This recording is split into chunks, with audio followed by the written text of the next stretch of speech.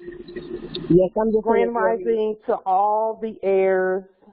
Today is July 9th, 1440 on the sun calendar, 1441 on the moon calendar, 2020 on the Gregorian calendar, in all lowercase letters, the Gregorian calendar.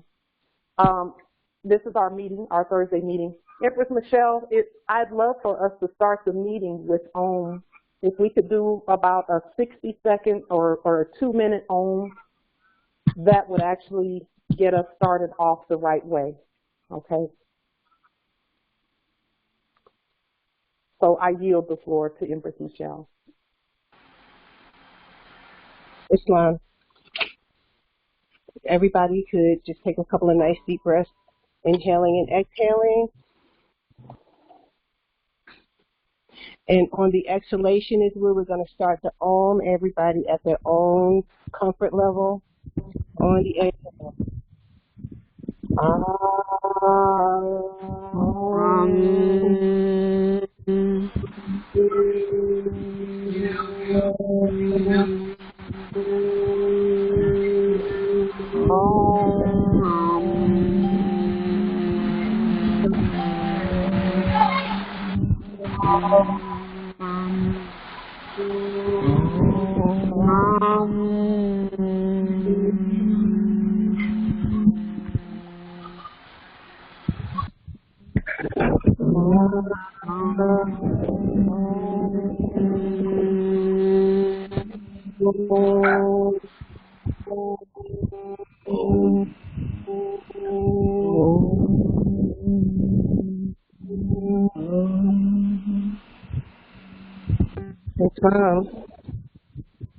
Islam.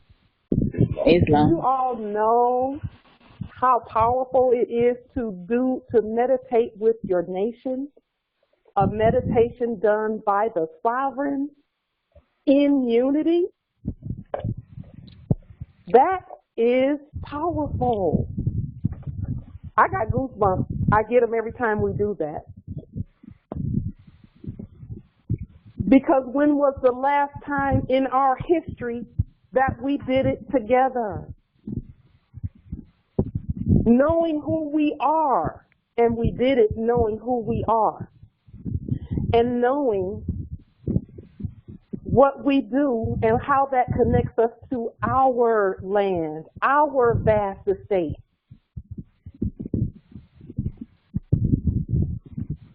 That's powerful because the whole universe responds to us when we do that. The entire universe responds to us when we do that. Together, in unity.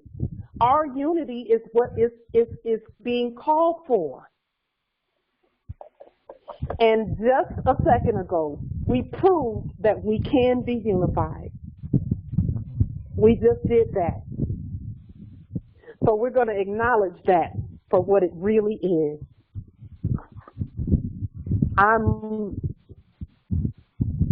It may not seem like much to some, but to those who really know what that means, you know that the heirs, our ancestors, are calling for us to be unified, and actually the whole earth is calling for us to unify that way. We just did it. And every time we choose and consent to meditate and to own together, to combine our energy, just like that. I see someone put in the chat 432 hertz. Yes. That is putting us in alignment with the land and the earth. And for those who may not be aware of it, or you may not have heard this, and that's okay, the earth vibrates at a certain level. And when we own together like that, we match the energy that the earth is bringing forth. And it causes everything in the earth to prosper when we do that right there that we just did. It causes everything in the earth to prosper when the air is unified, because everything is based on our unity. That own right there. We have to keep that in mind. And that's why I love starting our meetings with something that unifies us, whether it be the Om or whether it be the reading of the stars, so that we all come together and know that that is what we're doing, and that we're doing it all together on one accord. That is the Eastern mystics have been preserving. Yes. Justice Yearmore, do you want to say just a little bit about what you put in the chat? Because that is exactly what, that's the target. That's the target. Islam. Yes, I Islam. can. In fact, there are many people who are listening right now that would recognize that the Eastern knowledge that we actually read about it, Noble Drew Ali tells us several places where it is the men, or I forget exactly how the words are put, but from the East are preserving knowledge, which is our knowledge that's being given back to us. And one of the things that happens is that many people take it and try to commercialize it instead of leaving it knowing that it's ours, because it doesn't belong to anybody. Not a being that walks this earth can put any type of commercial claim on any of the knowledge, any part of it. Yeah. They do, but any more can freely walk through that gate, and there is nothing that can be done to you, because it is your knowledge. And yes, the which is the sound that builds, because as you notice, when people are oming, everyone has a different frequency or tone to it, and it's the mixing of all those tones which actually build in the physical. Little piece of information, and then I'll shut up with that.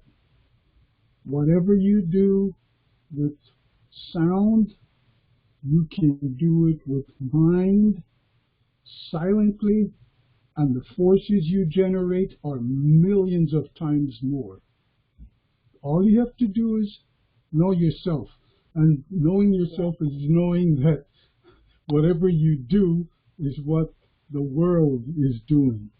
So know yourself, be yourself, and you're there. Islam. Yes. Yes. And the thing about that, too, is that when we take back those things that have been commercialized and we use them, that commercial avenue dries up. It is no longer prosperous, simply because it was not meant to be commercialized. When the heirs use it, it's meant for us to use it so that we can rise and grow. When you already own everything, you're the heir to everything. And when you're the heir to everything, then fiat is not that won't just a moment. Let me see. Hold on for just a moment. Let me. You sound like you're just black Just crazy. a moment.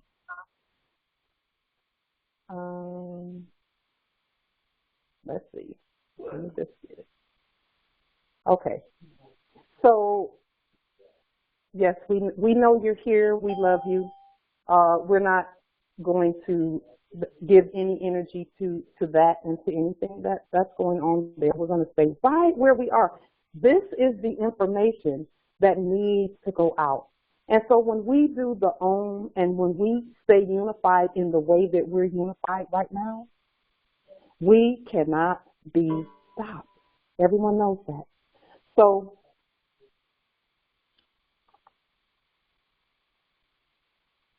let's see here.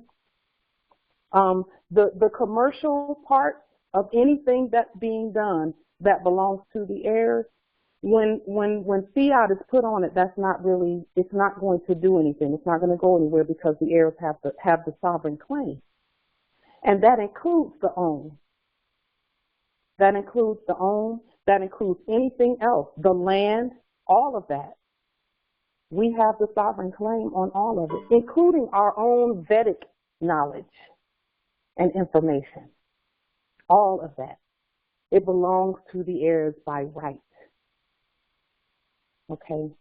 So that's a beautiful thing. It's a beautiful thing. Let me just see.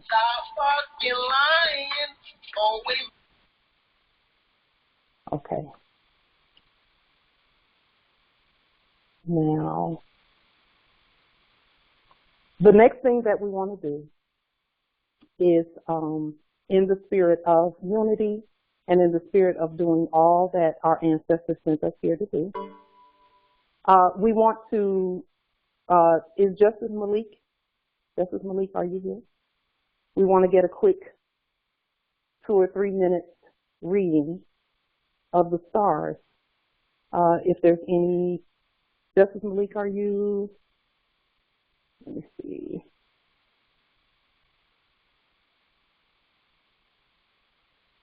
And you can star 6 if you're here, Justice Malik. He may not be on right now. Okay. So another thing that we want to do is I saw so we know that that the Albions have always known who we are. They've always known who we are. There's not been a time that they did not know who we are.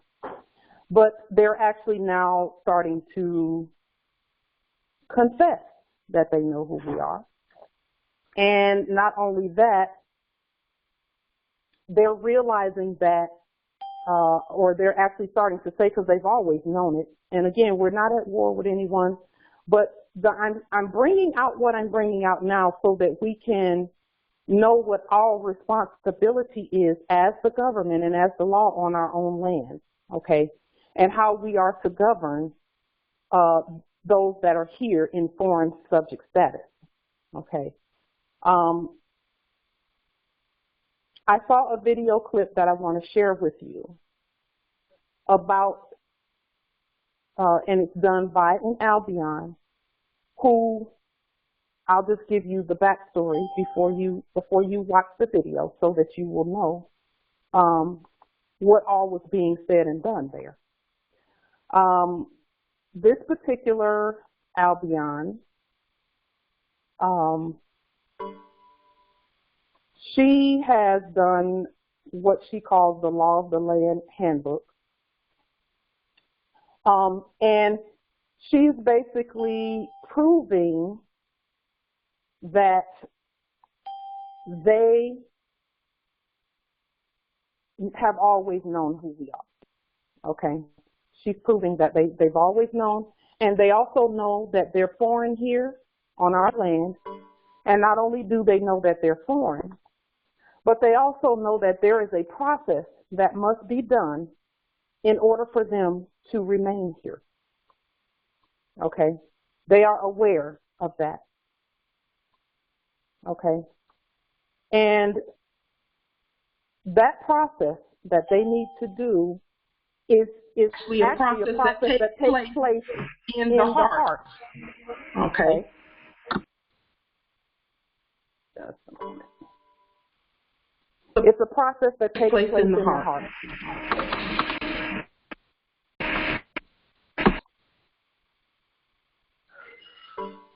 And that process is one where they acknowledge and admit who they are on the land and who we are on the land. Okay? That process must be done. And it starts just like nationality. It starts in the heart. Okay? And so this video that I'm going to share with you is basically sort of the beginning of that, but it is also an acknowledgement by them that they already know that they need to do something, because they can't, there's no such thing as anyone on our land existing outside of the service corporation and not being under any flag. There's no such thing as that on this landmass. No such thing. Okay? We have our flag. We always had it. It's always been here, never, and they've taken an oath on our flag. Okay? They've taken an oath on our flag. And so, with them taking an oath on our flag, okay, yeah, I'm coming. They know that any time that they are outside of that flag, outside of any time that they break that oath, there are consequences to pay for that, and those consequences are brought by our ancestors, along with us and the judgments that we issue on the public record. So this video that I'm going to share with you is one that where they're attempting to do what we are doing. Okay, and we're not angry at the person who did the video. Let's get that straight. We're not angry at them. In fact, it's what they should be looking at, but it has to be done the right way.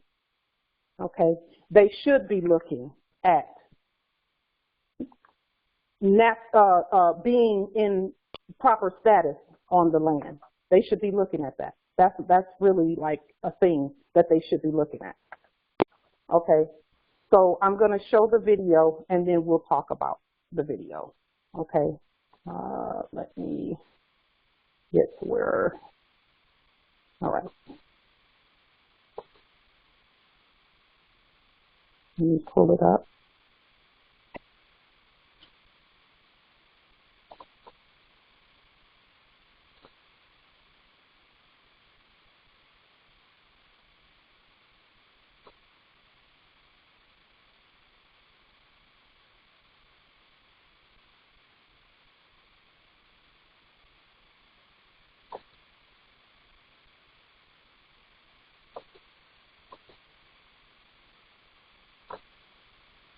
Okay.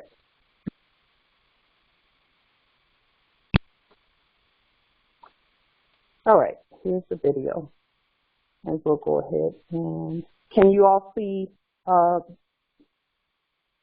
you see the start of the video? I just want to be sure that you can see it. Yes, I can see it. Yes. Okay. All right. Yes. Okay. I'm going to go ahead and play it, and then we'll talk about it, about our responsibilities. Okay.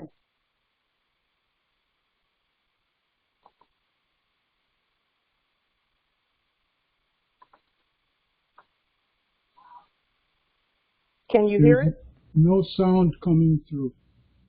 Okay. Let me pull it back. Just a moment. Make sure that we have, okay, there we go.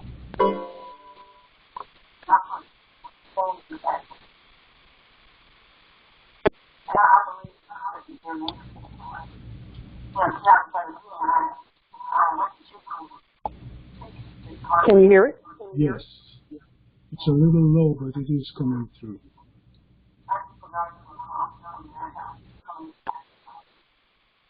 It's really low. Can it be turned up some? Yes. Okay. Let me see. I'm going to turn it all the way up.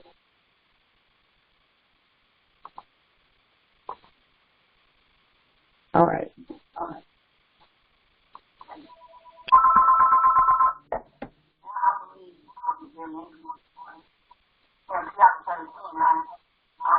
is part of American culture. And I started naturalizing people. I just regard it as from America coming into America, a nation, not a corporation. America, a nation, but I'm running for president. A lot of left. I'm sorry about that. A lot of people came with the idea that they were going to influence you, change a few things in the spirituality section of a lot of American textbooks. Some of you I ended up attacking some of those people because I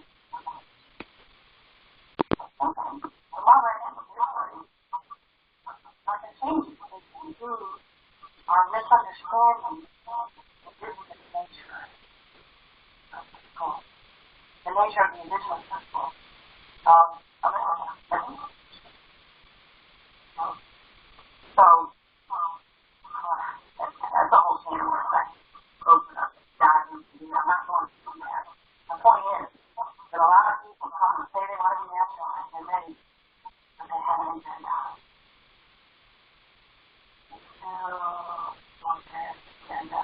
And then I have been confronting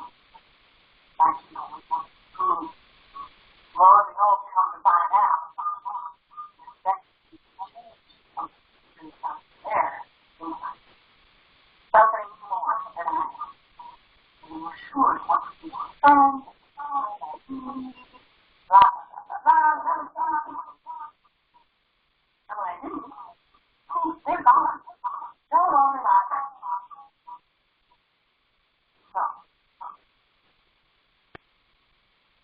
when if you see a line between you and me, I doubt that you're going to come to me and say, I want to join us. You don't need a community of followers. That would just end up being a cult. I think. That's not.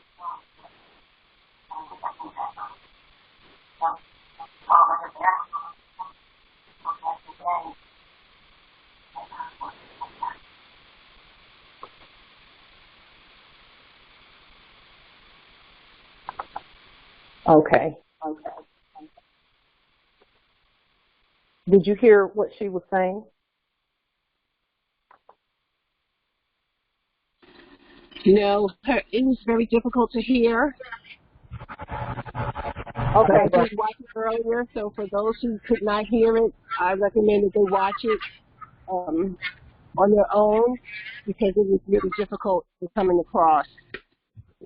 Yes. I posted it on social media. Let me just. I posted it on my Facebook page for those who need to see it. This is Jonaya. May I interject? Sure.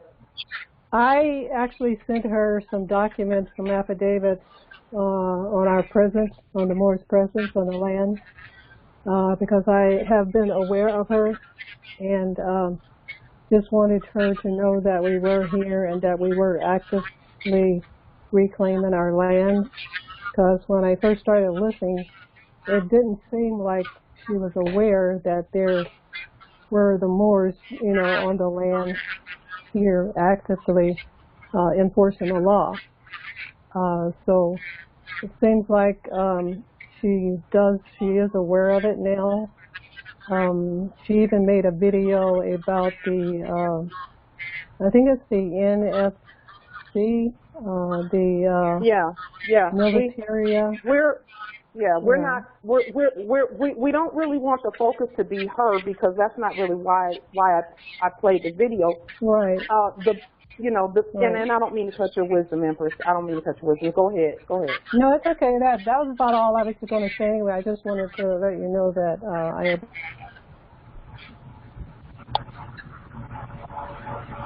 Yes. So I put that out there because number one, let me tell you what that is.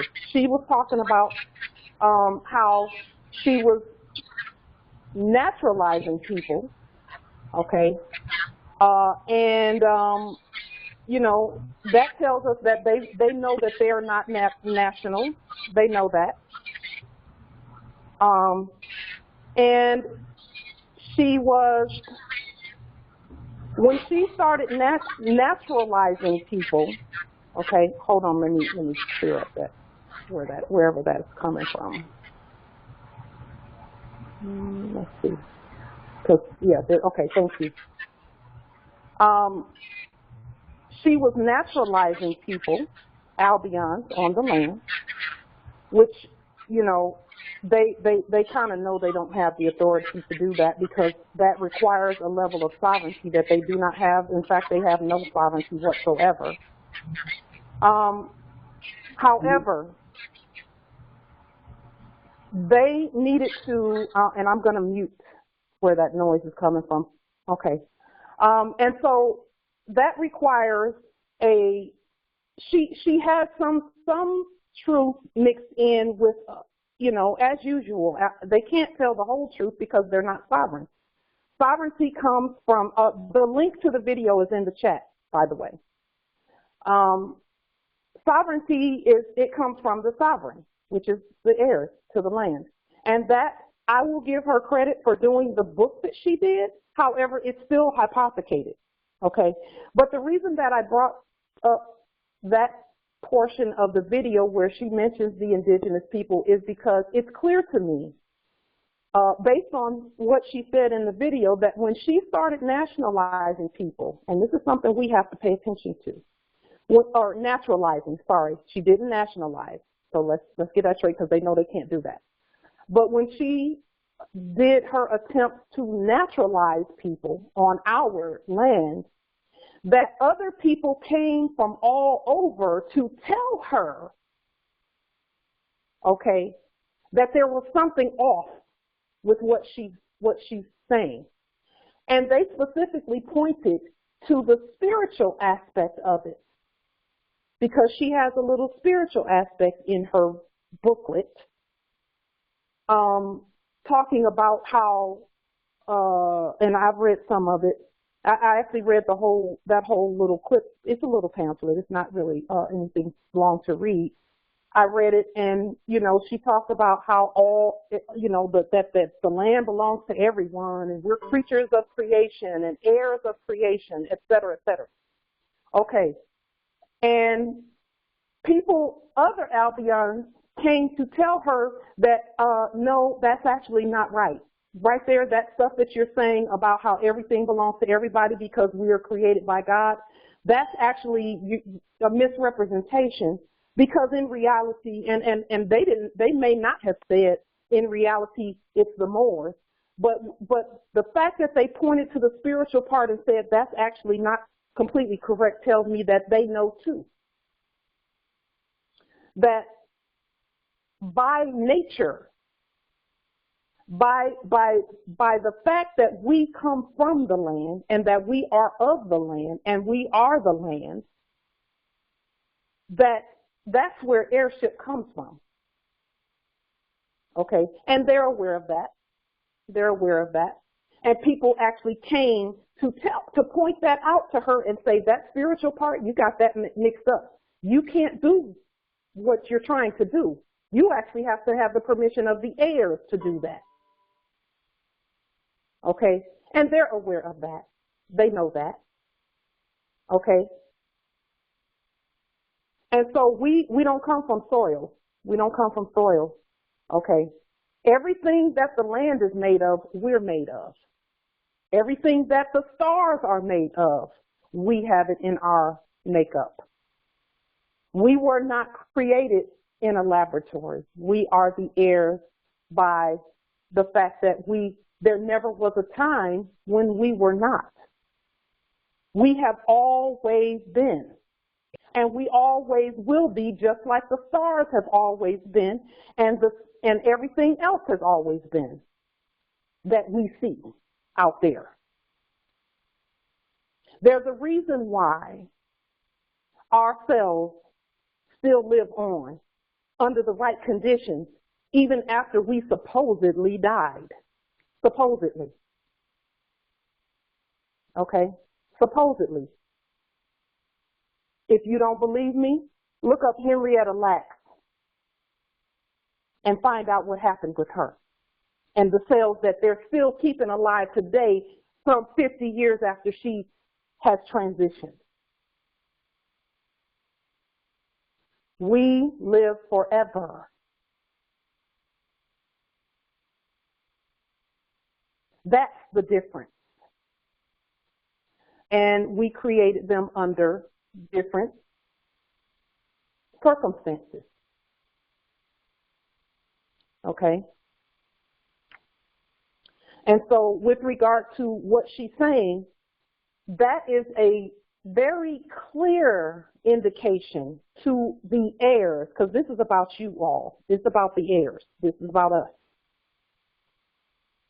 It's very clear that they've always known who we are and that they're not natural to this land. They're not natural to this land. We are. Okay? And they know that there's a process that they must do. Just like there's a process that we have to do in our heart in order to declare that we're not that status. Okay? There is a process that we do, and that process is as simple as accepting that we are the original, indigenous, sovereign, natural, divine, universal, Moorish American heirs.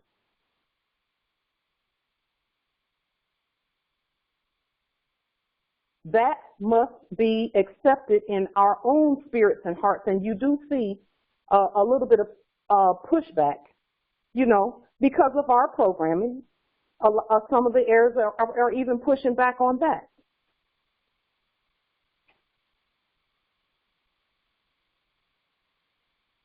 But there's two systems. Okay, the one system is finished, which is that corporate system. That system's done. But there's no way you can come out of that system, and this is for Albions and heirs alike, because we were actually never in that system. That's what Dred Scott was all about. Okay, that's what Dred Scott was about, and that is what all of the other cases where it's been said that we are not citizens, including the 13th Amendment, Section 12. The descendants of Africans shall not be citizens in the Constitution. It says that. That hasn't changed. That's why we are of the land and from the land and all of that. And so the video that I showed you is proof that they've always known as well. But it was comfortable to be in that system that they were in, the system of capitalism. It was comfortable to be in that system. And then when the system gets uncomfortable, now they come out, and we needed to declare that we're not a part of that system. We need to proclaim. That's what nationality is all about, and ultimately that's what everything we do is all about, is nationality. It matters what your nationality is on this land and everywhere else on earth. It matters.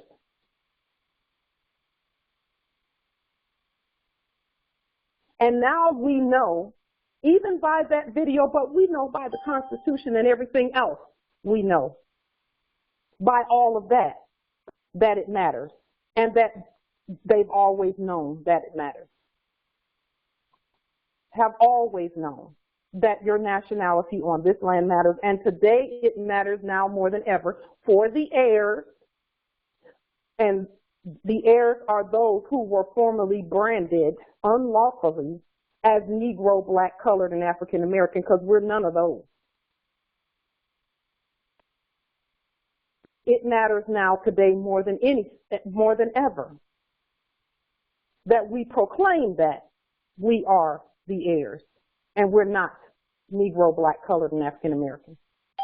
Because heirs, just so that you're aware, they already know and they're already getting in alignment. That's what that attempt at naturalization is all about. They know that the heirs are awake, and they know that they can't stay here unless that part is taken care of, unless status is taken care of. So while we're sitting here attempting, and we can no longer do this, heirs, we can no longer do this, and in fact, we're not doing it. I'm just going to cast that spell. We're not doing this any longer. Attempting to be comfortable in the capitalism system, it's not going to work. Because while we were attempting to be in that system, you can see by that video, and please watch it, because again, the link is in the chat, and it's also on my Facebook page, like Tajiri Bay's Facebook page. And I shared it in all the groups. They're now trying to come out of that system by way of naturalization, and we don't fault them for that. Okay? We're not mad at them. That's what they need to be doing, except they got to do it the right way. But now we know that they know.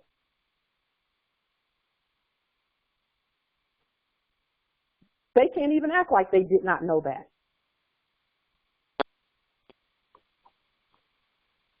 We are the heirs, and now we know. Okay?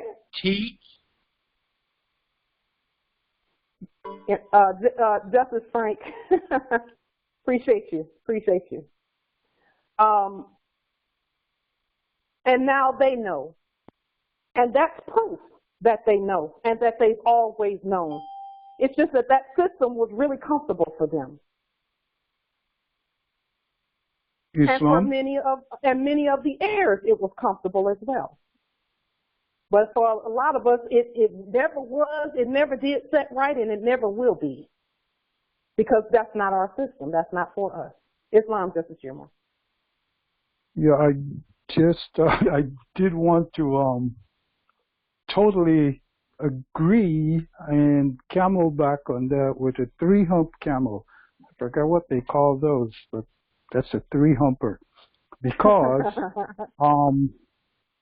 this is what, this is actually the next to the ultimate goal of the Daughters of the American Revolution, because they are the ones that want to replace you. They are the ones that are working night and day to figure a way to trick you into giving them what they cannot lawfully get through some subterfuge. So and in fact, they're the ones that have caused their own destruction or deconstruction. It is so we have to go on about the way we are doing things with no war energy, like you always stress. No war energy. If anyone wants to war, they can go to war, but they can't do that and take on the cover of the Moorish Divine and National Movement, because we don't war with weapons. Because the weapons of our warfare are way high above, and it's fixing things, it's not breaking things. We build everything, we break nothing. Islam.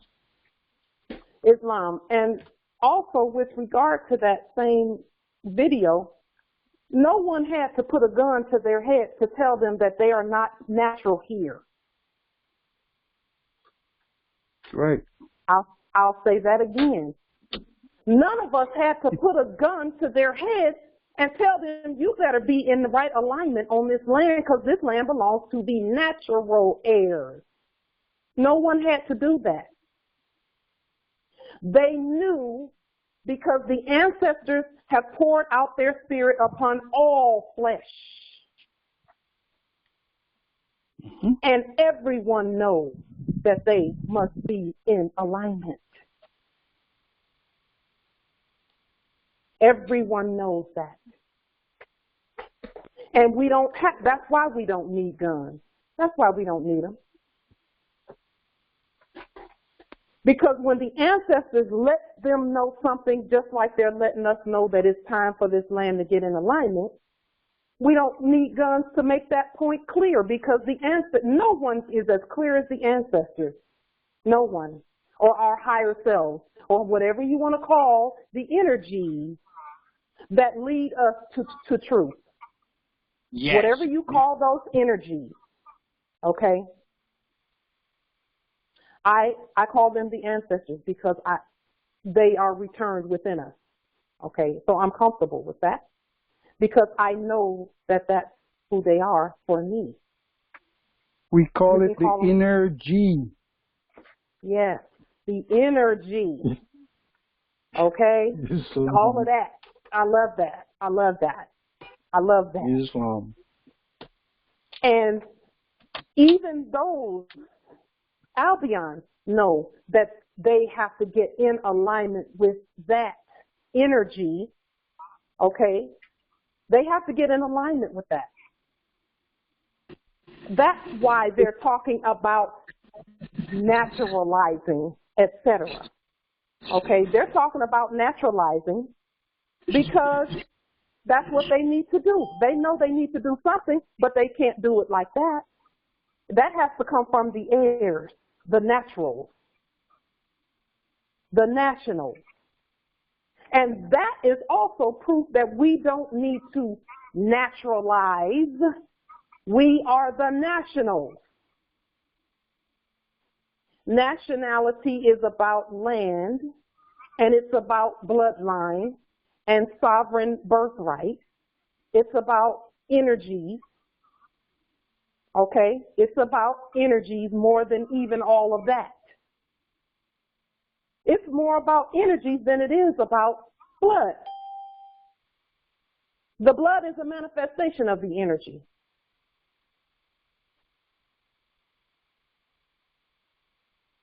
The blood is the manifestation of the energy.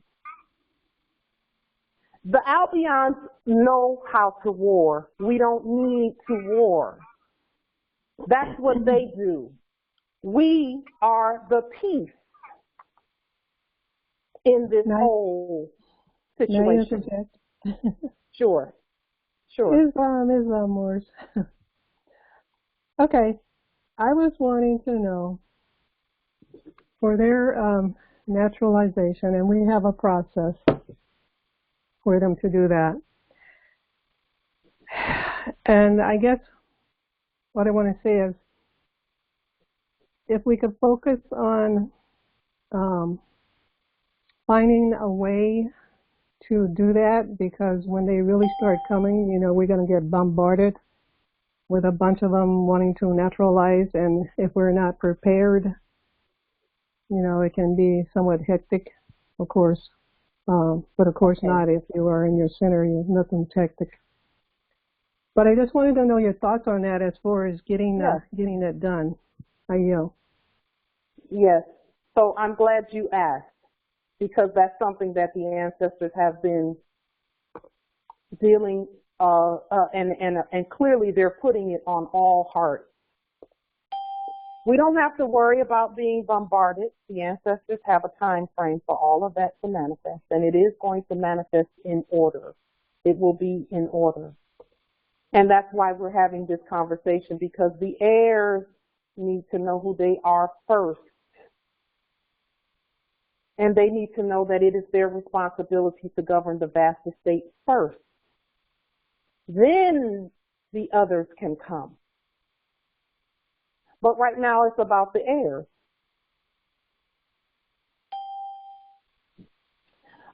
In the chat it says, are you doing background checks on them? Why? Why do we need to do that? We already know who they are. We created them.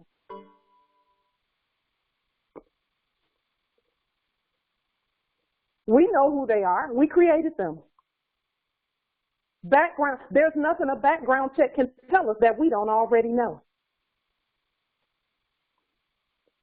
Same thing with us. There's nothing a background check produced by the liars. There's nothing that's going to tell us that we don't already know. We know they lie a lot. We know that. So we don't need to discuss that. It is what it is. But when we get in our proper place, and that's really the point of this, is let's stay focused on the heirs. We don't have to manage them until we know how to govern ourselves. That's actually the point of all of this, is we need to govern ourselves first.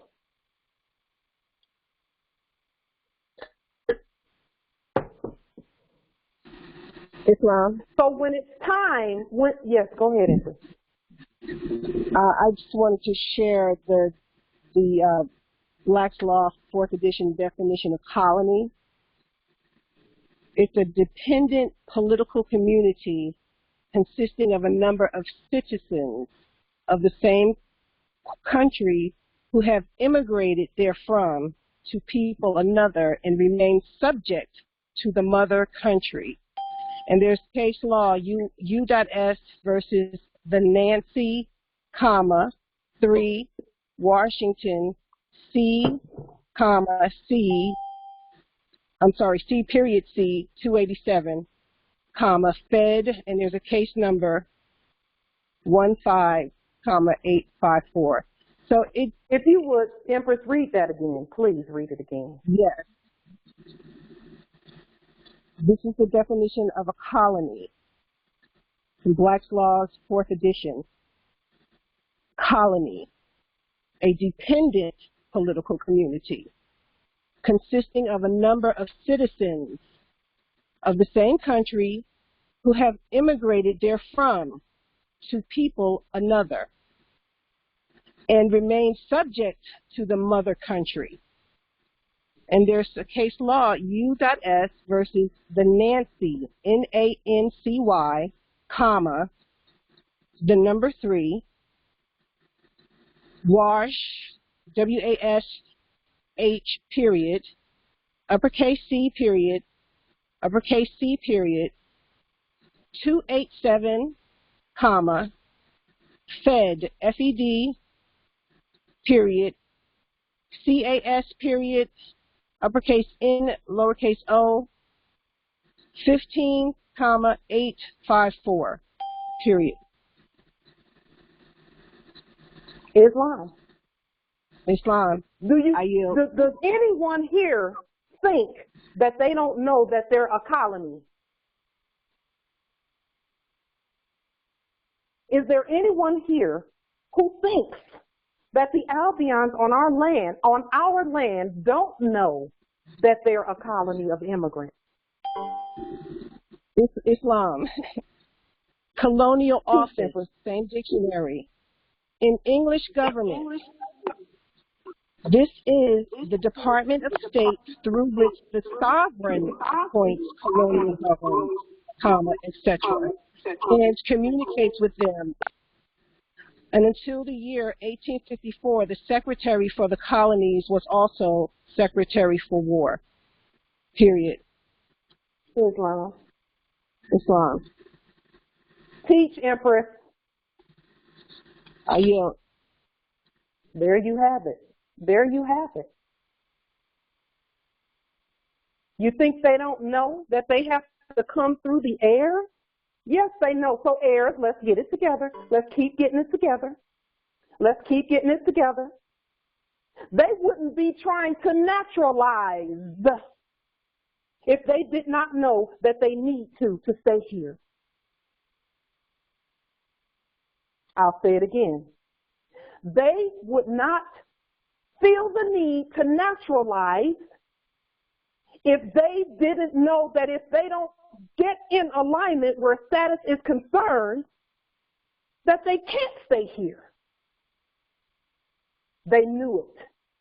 They always have known it, but the corporate system was comfortable until the heirs started leaning it out of business.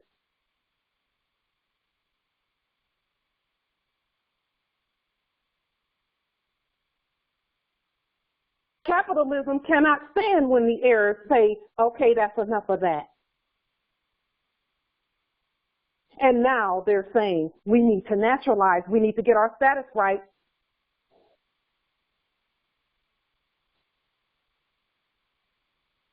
And how did they know that that was a process that they needed to do? How did they know that that was it instead of jumping up 3 times and saying Jesus 2 times? How did they know that naturalization is what they need to do? Because they've always known. And now that we have broken that capitalism system all the way out of here, it is subject to the heirs.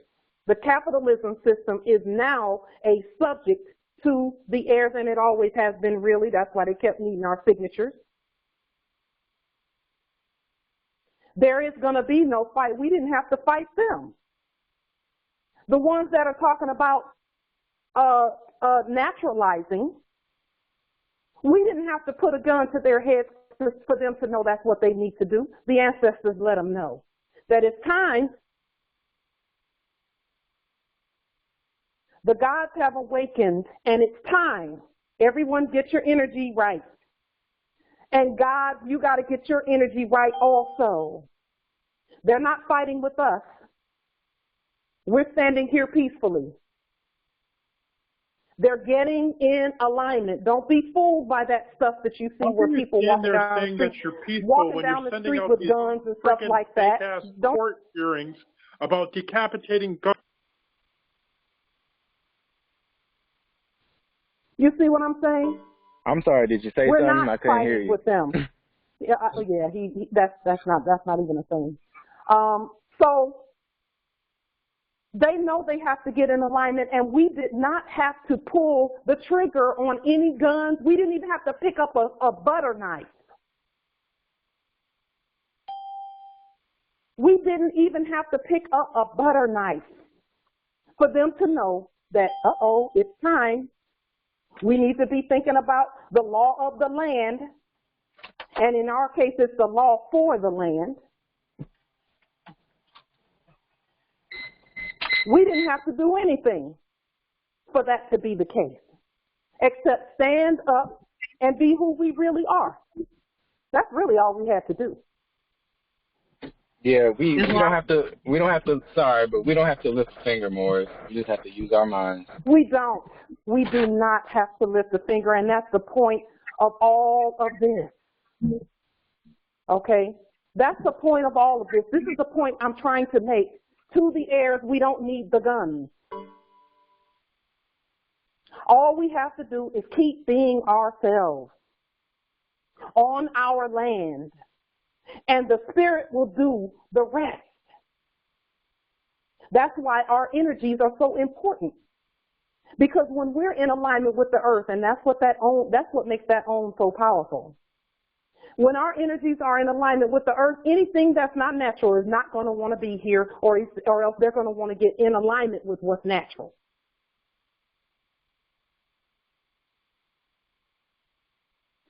The universe is on our side because it is us. And when we unify with that own like that,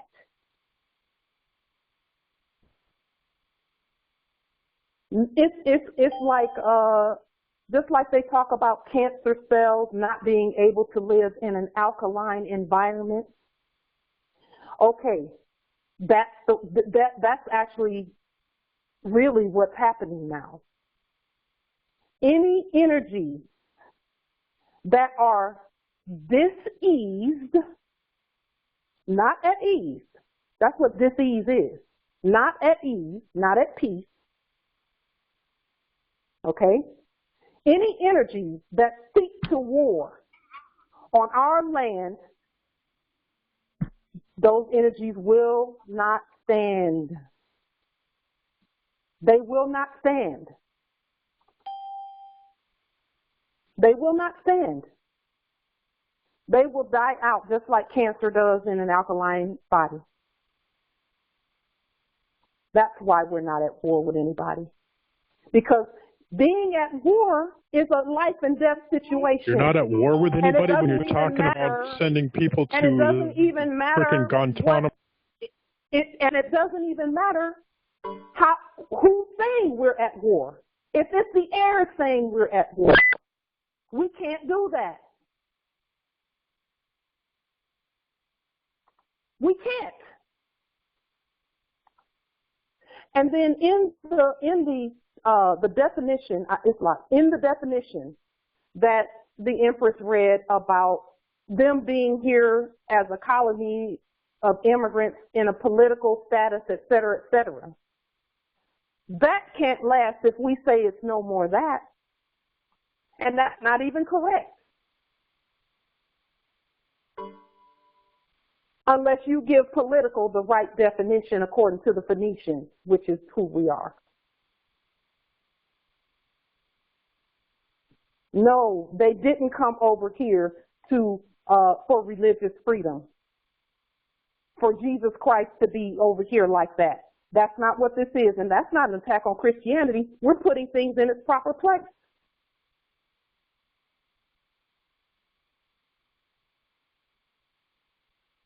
Just like Islam and Islamic Muslim, not Muslims, but Muslim, is not a religion.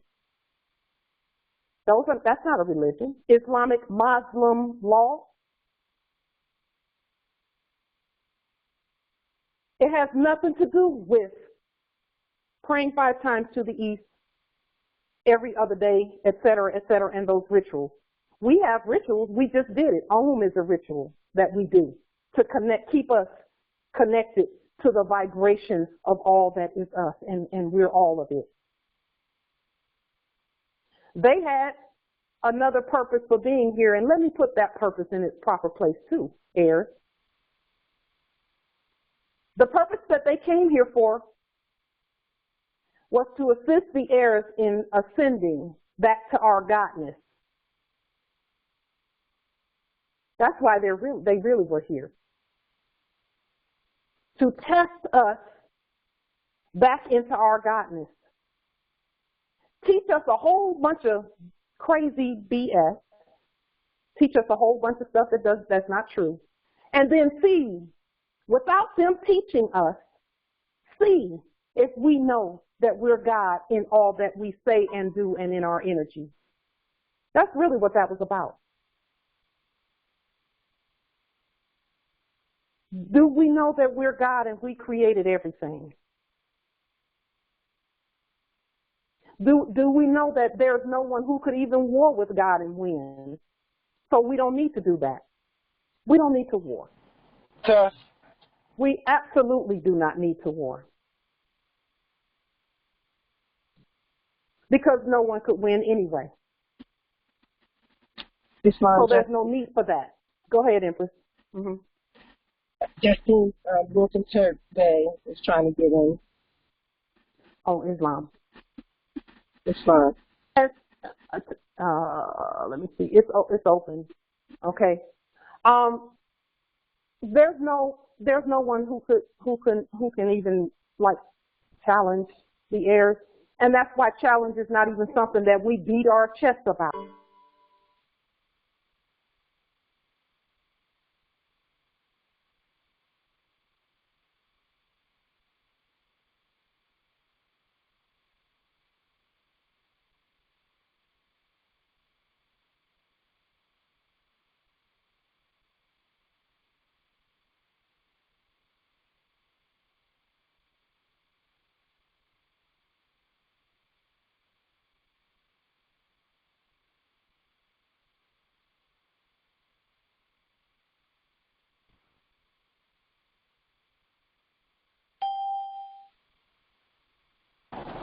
Islam? Islam. Okay. Oh, okay. It was quiet. Just making sure we still here. Yeah. All right. And so we don't have to beat our chest about challenging anybody. We don't have to do that. We have no challengers. We only have subjects. There's the heirs, and then there's the subjects. That's it. We have dominion over the earth. Everything and everyone on the earth knows that already. Already know it. So we can get past that. Let's move right on past challenging the heirs. Let's move past that. Let's stay focused on nation building. Islam, Empress. Yeah, this is Sabrine from Georgia Territory. Is there a system in place for naturalizing? Because it's my understanding that they can't be naturalized unless we say they are. We have to naturalize them. I mean, that was my understanding. So is there a process in place? Because wouldn't they have to pledge their allegiance to us, or I mean, is there a certain process? Question. Islam, that's what I'm asking. I yield. Yes, that's a great question, and here's the answer to that question. When we proclaim on the public record, and we've actually kind of already said it, but when we proclaim on the public record that everyone on our land who is not an heir is a subject, how many times have we said that in our affidavit and writ? How many times have we said that?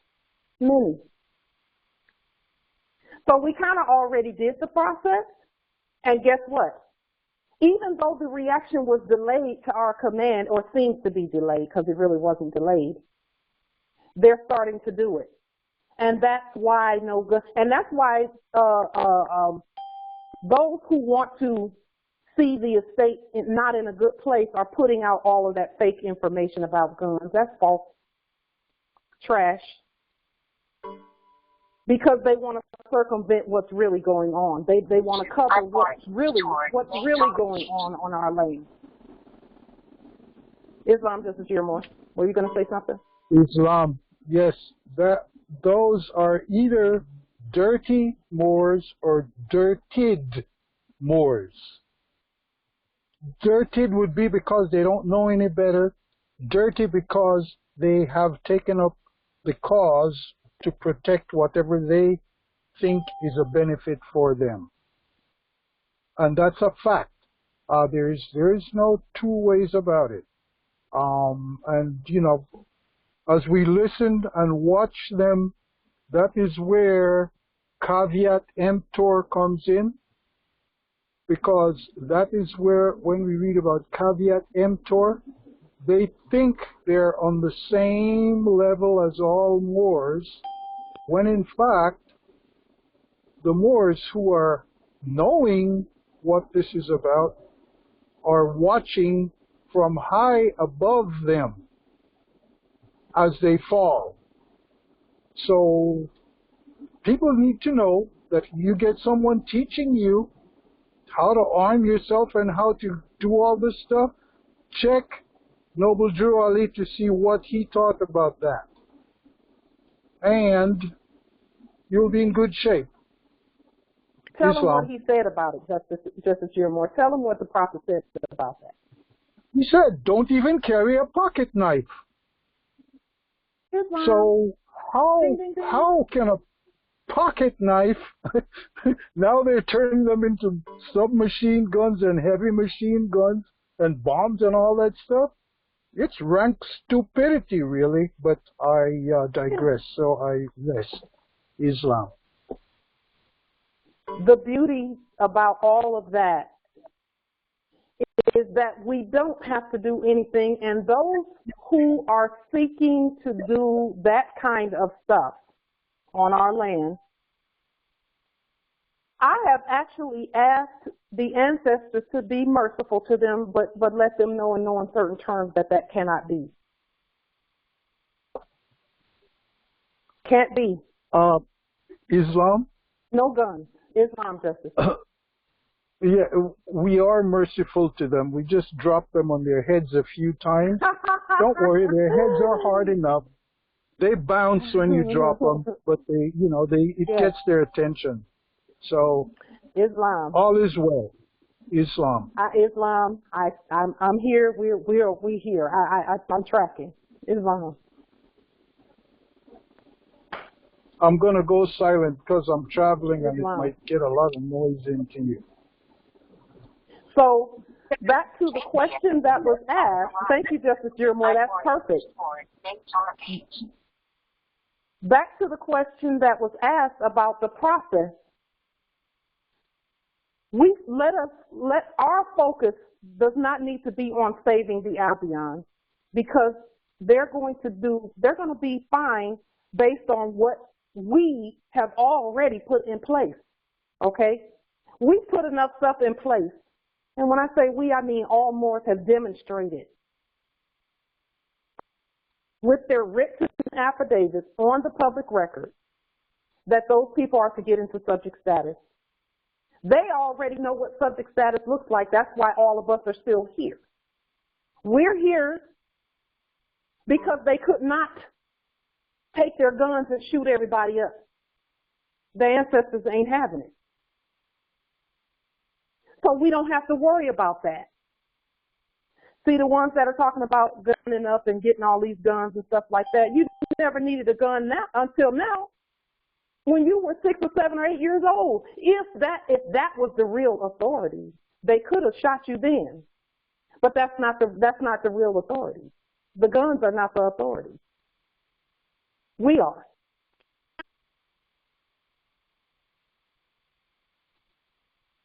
So with regard to subject status, they can fill out a subject status document if that be the case, but we don't need them to really fill out too much paperwork. We don't really need that, because it's their actions that is going to determine who and what's going on with them.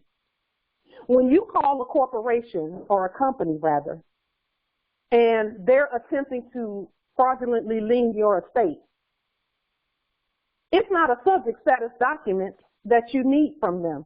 What you need is for them to behave in subject status and know that no, you don't get to lien to do an attempted lien on the heir's estate.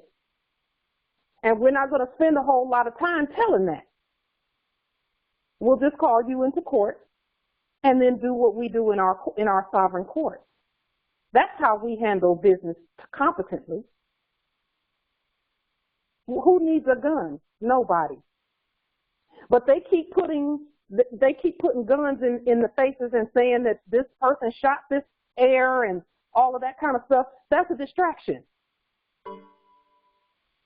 I'm not saying that that things are not happening, but if we focus on that, guess what we're not going to focus on? Nation building, governing the vast estate.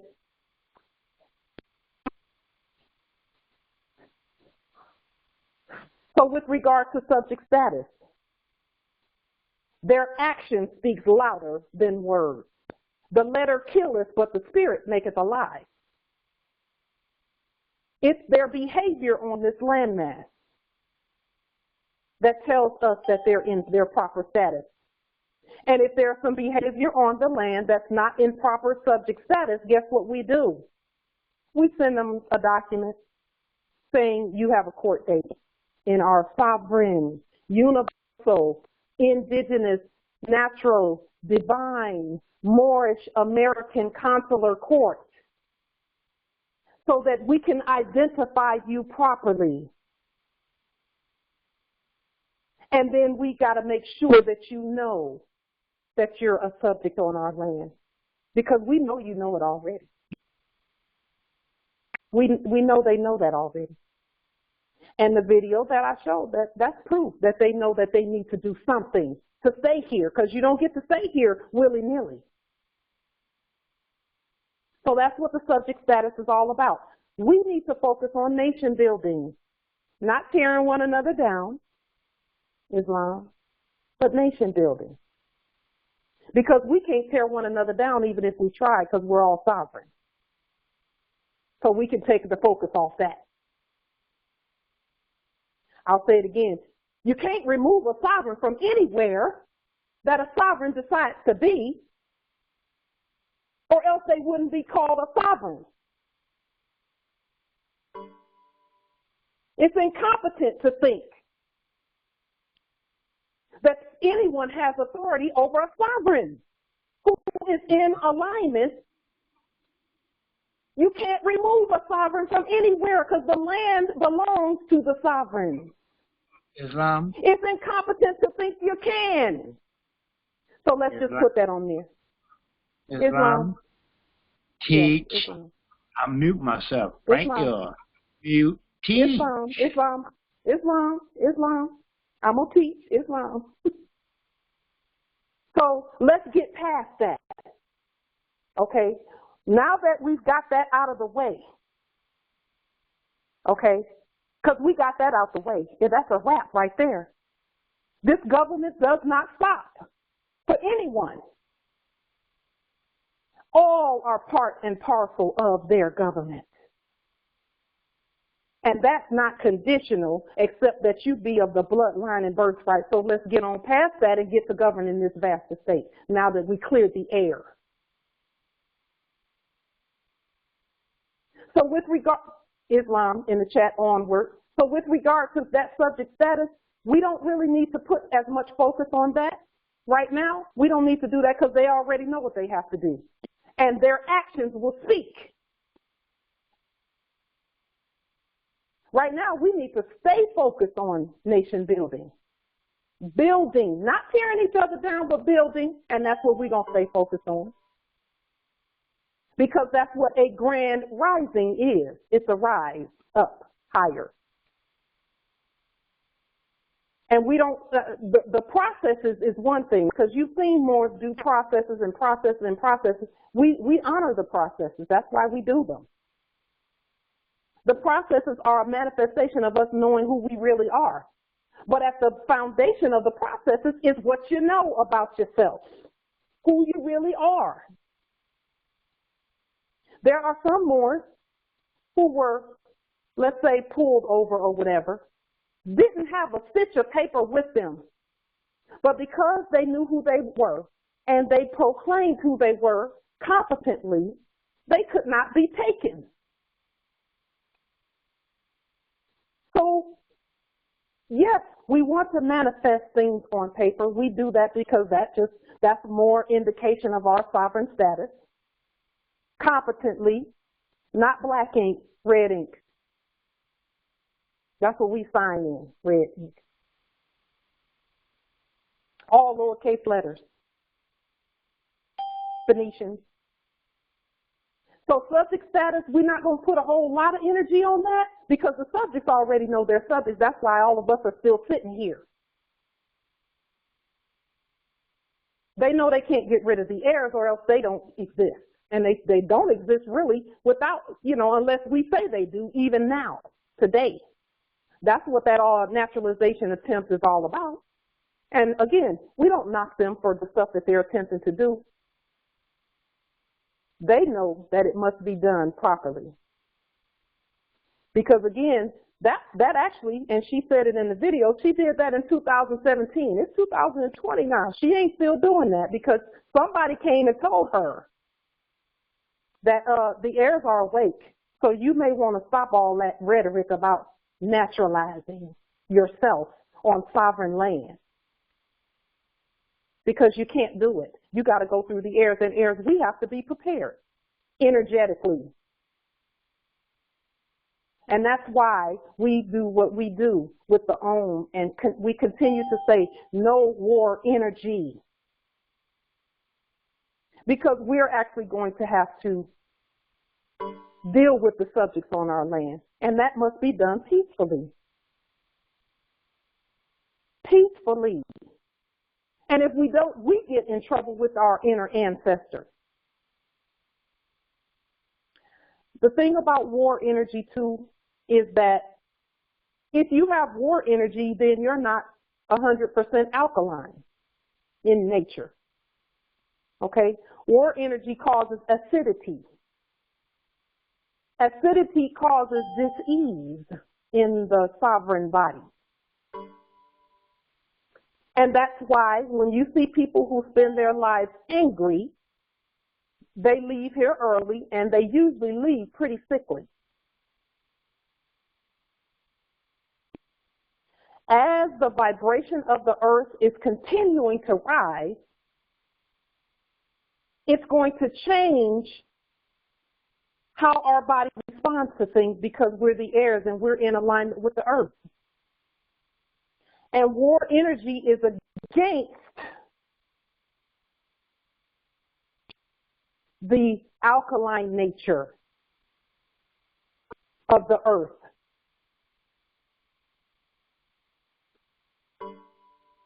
War energy, war means confusion. And that's another reason why we study. And it is up to each more to be able to study to free themselves. I'll say it again. It's up to each one of the sovereign heirs to be able to free themselves through their study and their energy.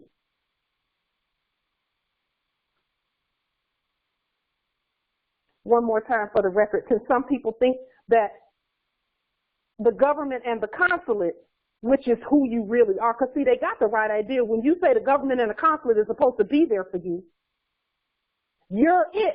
Be there for yourself. And then align with your nation.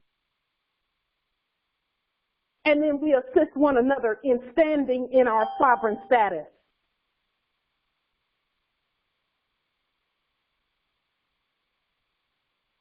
So with regards to subject status, we're not going to do a whole lot of focusing on that because based on that video that I showed you today, that the link was placed in the chat, they already know that what they have to do. And that's not just a piece of paper that they're waving, because they've been waving paper the whole time in the form of bills of attainder and unlawful paperwork. Islam Justice Jonaya, say a little bit about that. Say a little bit about that, what you put in the chat, because that's good. That's the point.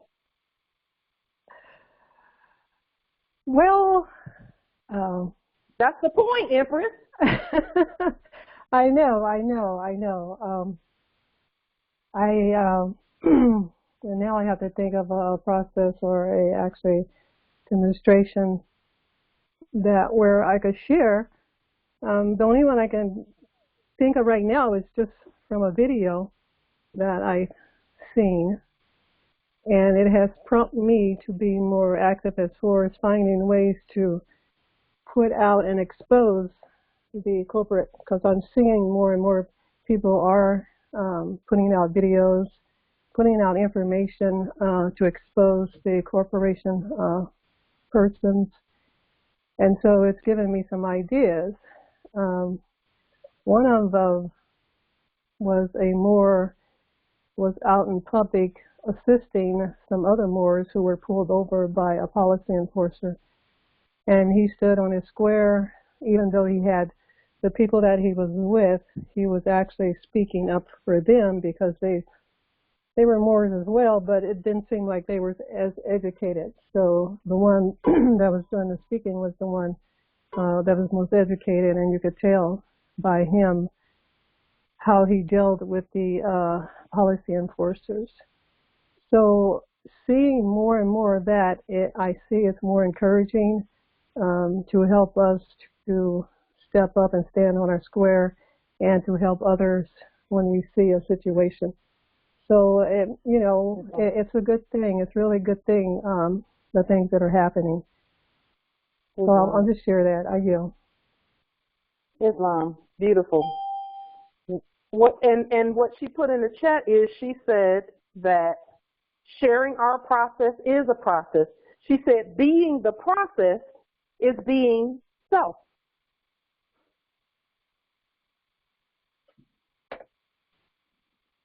We're to be ourselves so that they can be themselves too. That's the subject status process. Now, for some who may feel like they want a document or a piece of paper, that has to come from the heirs too. So heirs, if you want to, and just know the Albions already know that you ain't supposed to sell nothing to them.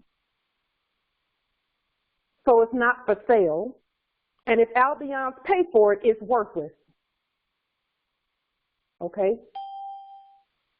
Because not even their subject status is for sale. So if you just feel like you want to give them a document, those that are, some have Albion subjects in their who've been married in, etc., and all of that while this transition takes place. Get you some government letterhead in red in all lowercase letters, because they already know what lowercase letters in red mean. And the heirs have to say, okay, I am, let's just say, Justice Pauline Denise Ritchie in capitis diminution nolo, in propria persona sui juris, in propria solo, in propria heredes, no United States Corporation Company citizen, has personam jurisdiction over the Moors. This citizen or subject, and subject is actually a better term, especially when you spell it in ancient English, which means spell it any way other than the way that the corporation spells it.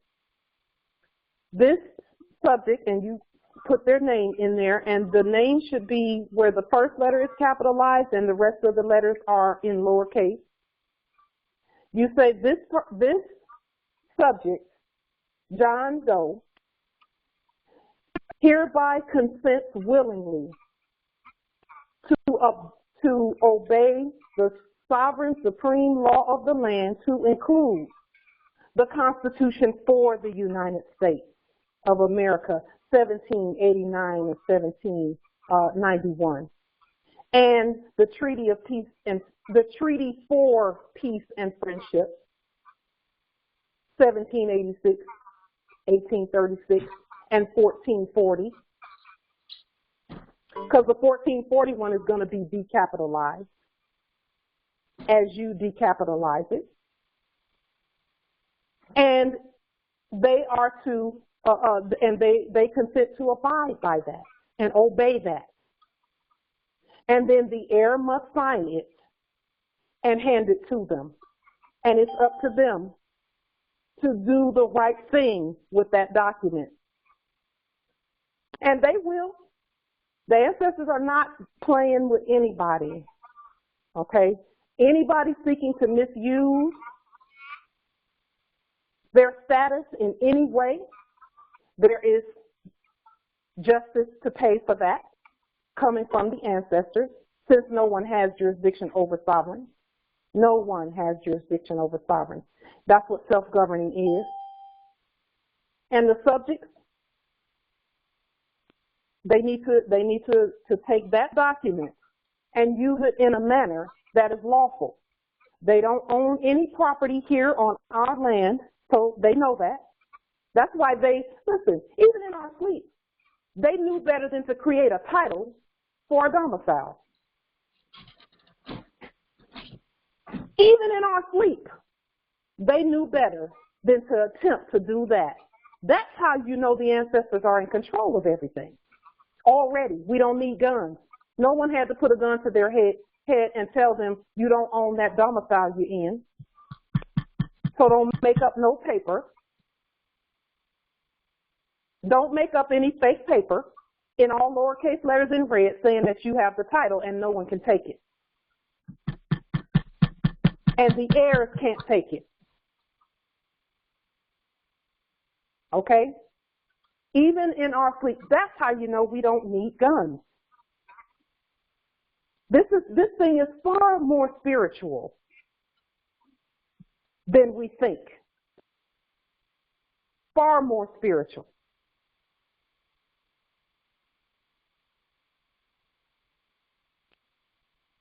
So again, let's stay focused, and there's a lot of noise out there, you know. There's a lot of noise out, and that's all right. The noise can be out there because it's not within us. That's why peace is important. And here's something also about the heirs that we need to kind of keep in the forefront of our consciousness is this. Even when heirs are attempting to argue with one another about certain things. And then this group of heirs says, well, we're going over here and we're going to be separate from y'all. That's incompetent, actually. It's a little bit funny, too. I see some LOL in the chat. It's funny. Because unless you change out the blood that's running through the veins, then no matter, you can go to the moon and you still ain't separate.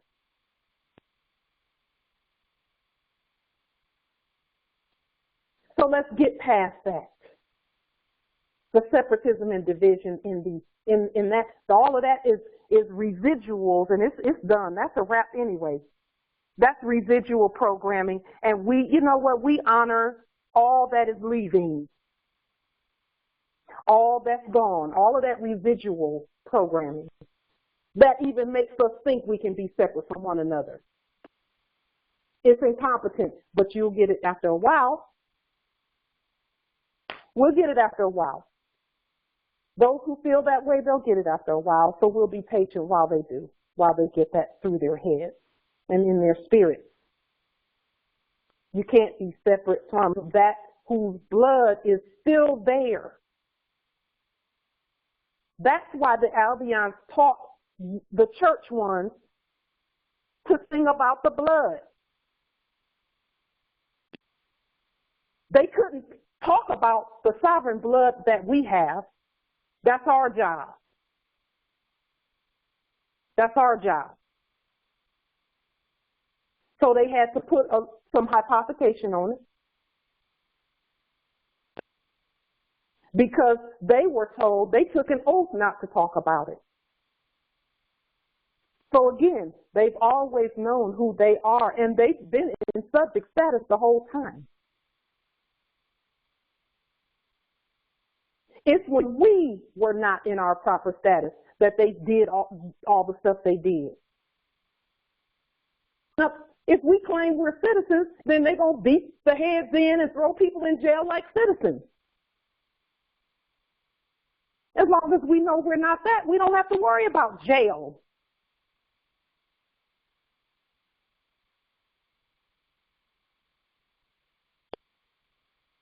And our egos are not going to be such to where we say, oh, they went to jail. They're being tested. And the sooner they know they're being tested, I won't even say they, I'm going to say we, because I've been there. That's a test. And not all Moors are going to have to test that way, but for those that do, get it in your head. That's a test. Be at peace with it, and so you can come on out of there. The sooner you're at peace with it, because that's what this is all about. All of our tests are about peace. That's why when they send their spells, see, they first had to program the heirs to be afraid. Then they sent spells like war rant and foreclosure notices and, you're fired and all of that. That's to either reinforce the spell or to get us to get over it. To get us to get over it. That's all the paper is for.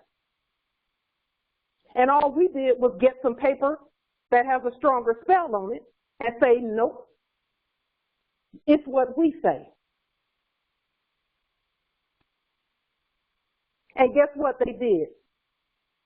Got in subject status, and everything came to a halt.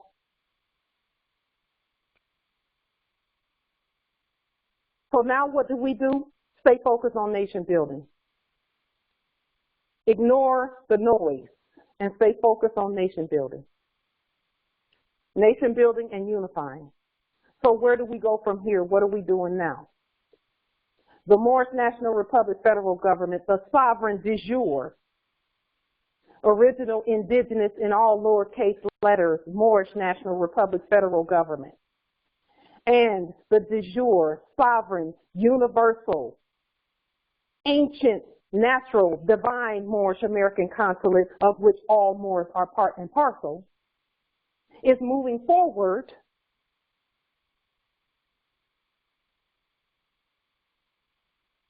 in continuing to assist our brothers and sisters in waking up. Because there are some things that have happened recently that we're really excited about. We saw this past weekend where our sleeping brothers and sisters got together and they got weapons and they walked with the weapons. They're still asleep. That's why they think they need weapons, because they're still asleep. Still asleep. When they find out that their pen is mightier than their sword, they'll put the swords down and start picking up the pens. And I'll say this on the record, that, let me say this on the record real quick, Empress, and then you can go ahead. But let me say this real quick. When your pen is weak, you'll think you need a weapon. When the pen is weak, you'll need, and that's a challenge. That's a challenge. That's a challenge to the heirs. If you need a weapon, that means your pen is weak. Get that pen strong and you won't need a weapon. That's why pens are mightier than swords. I'm just saying. That part. And I yield the floor. Empress Janai, go ahead. Well, you're going to take the floor right back in a minute because this question is put to you. I was wanting to get an example of, we talk a lot about energy, the negative energy and the positive energy, but a lot of times what happens, what I see is we are not identifying it, and if we don't identify it, a lot of times we don't see what negative energies we're having or the positive. We're not able to identify when we're in that state of mind.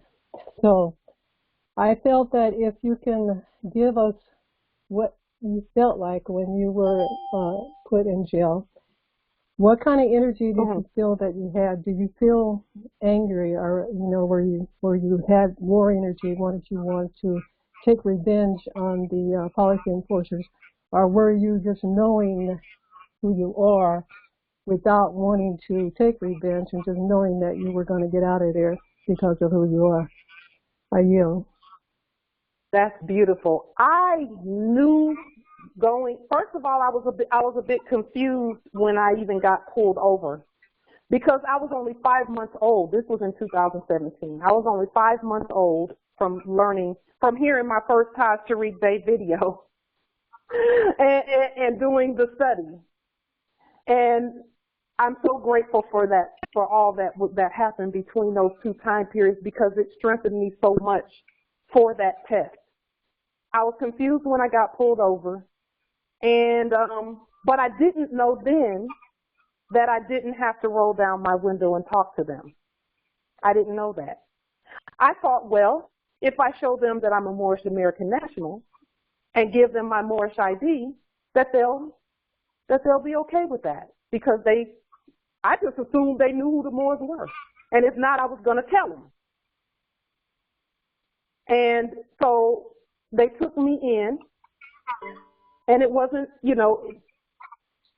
that experience in and of itself taught me that I don't have to roll down the window for them at all. And you didn't have to be angry. They took me in, and then no. I was actually thinking to myself, okay, ancestors, I know this is a test, so what am I supposed to do? That's what I was thinking. Yes. I know this is a test. What am I supposed to do? And the only thing I could even think to do was stand on my square, because I didn't know any other way to handle it. Stand on my square, tell them who I am, repeatedly, and I did that. And they put me in jail because that was the test, actually. And as the days and nights went by, because I was in there for 25 days, okay, there's a little bit of background noise coming from somewhere. Let me see. Okay. I was in there for 25 days, and sometimes we think as heirs that we're not supposed to be in a place like that because we're the heirs, et cetera, et cetera. There's some testing that needs to be done with us, because we sometimes can have a sense of entitlement. And the sense of entitlement is not a bad thing. It's just that we have to know how to competently express the entitlement. And it's not even an entitlement, it is the title. And so, yes, it is, to me, it was just, all I was thinking was, okay, ancestors, what do you want me to do now? And they would say, okay, do this, and then do this, and do this. So I was actually thinking strategy while I was in there, as opposed to anger or anything like that. And I also knew going in that anger was not the answer, because I knew the ancestors were not, that's not what they wanted. I knew that in my spirit. That this was actually, that I knew, number one, that I was going to be watched. I knew that. So all Moors who go into those places, no matter where we go, we're going to be watched. Especially when you say you're the heirs to all land, all natural resources, and all commerce, people are going to watch to see if you know that for sure. And how you know it. By the energy. Anyone who is the heir to all land, all natural resources, and all commerce will never want a war and tear up all of that. Because it would have been messy if God went to war on the estate. So there's a difference between when your energy is negative and you what you do is you wanting to blame them for you being in there, as opposed to knowing that you were in there for a different reason. So that you're not blaming the policy enforcers and turning your anger towards them, which would actually keep you in there longer, because then your focus would be on... It will keep you in there longer. Right. Yes. Right. So that's why it's important to not blame anyone for your actions, because we create our own reality. And if we are spending time thinking and blaming, what happens to us is that we're the ones that are doing the judging, when we are the ones that are supposed to control our own thoughts, our own emotions, our own reality. So I just wanted to add that. Yeah. So I yield. Islam. Was there someone else who was going to... Yes, this is Michelle Bay. Yes.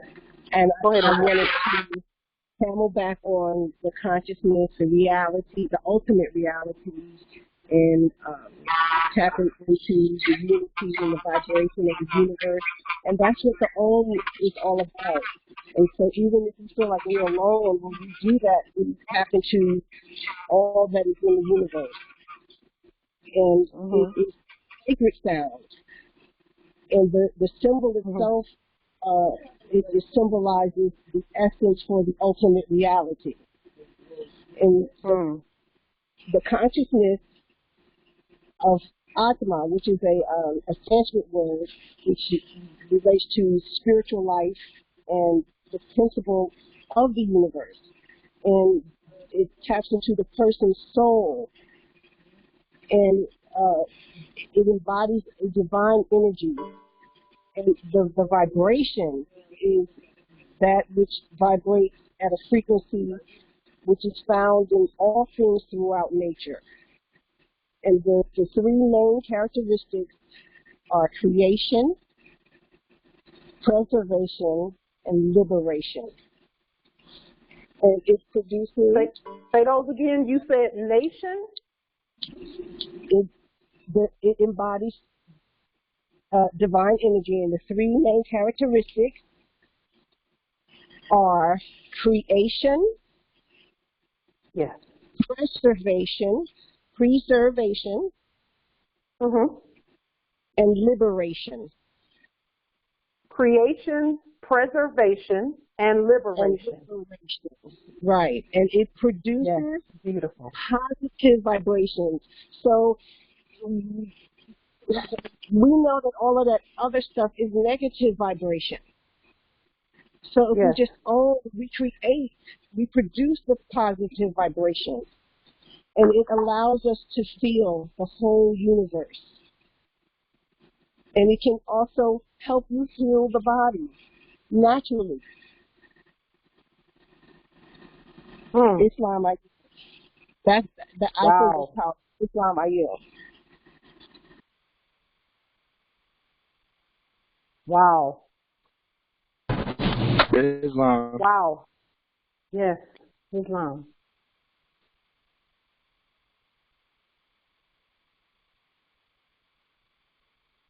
Yes, Islam. I wanted to add something to Michelle. Yes. Excuse me. Can you hear me? Again, Ember Janai. Yes, I wanted to present a question to Michelle now. Okay, as she explained, talking about the and how you get into that space where you are one with all creation. So if she could explain her, I want to say her thoughts, her steps when she's doing the and how if she can explain how to us, to what to look for, or what she looks for, or what she sees as a way of being or staying in that place where, she's all at one with creation. Because there's a process that you can, if you have experienced it, you should be able to explain it without just saying alms. So is that clear enough? Or hopefully you get what I'm trying to say. It's like telling somebody how to ride a bike, but unless that person can actually have the experience, they still don't know what you're talking about, right? So in order to explain it, you have to tell them how to balance, how to pedal, how to pay attention to whether you're being tense or not. So all these are two things that is part of the process of learning and recognizing when you are being centered and being one with all creation. It's an experience. And when we have that experience, then we're able to explain it and share it with other people. And that's the reason why I ask you and ask anyone, that's speaking on a subject to explain your thoughts and your feelings in order to help and assist others to do the same thing. I yield. Islam. For me, how I know it works for me is I can feel it vibrating throughout the cells of my body. I could feel it. I could feel that divine energy literally throughout my body vibrating. Yeah. Earlier today, when I was leading or instructing the earlier, my consort was walking by and I asked him if he was able to hear me, and he said he felt it. We weren't in the same room, but we were in ears distance of each other. So I asked him. I felt it. He felt it. So for me, I know that it connects me. If I'm off, if I feel disconnected, when you do it, this is something that Justice Dearmore often speaks about, the mind and it being mental. You don't even have to vocalize it. You can visualize it in your brain and do it. Do you know what I'm saying? Silently inside and still feel the vibration. And if we comprehend how it connects us, that's connection. When we can, it's not like, it's what yoga means.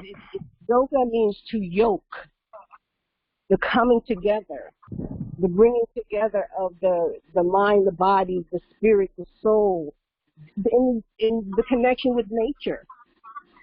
Okay. And so that's I want to explain. Okay. Okay. Go ahead and finish your thought. I yield. I'll yield at that point, and if you have some questions.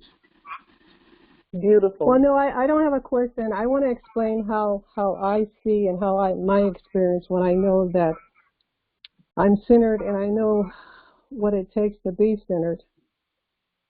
When I'm meditating, and the whole purpose of meditating is to become aware of your thoughts.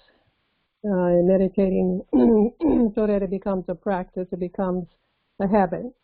Just like we create habits, there are bad habits and there are good habits. So the meditation is a process of retraining your mind so that we have control of our thoughts.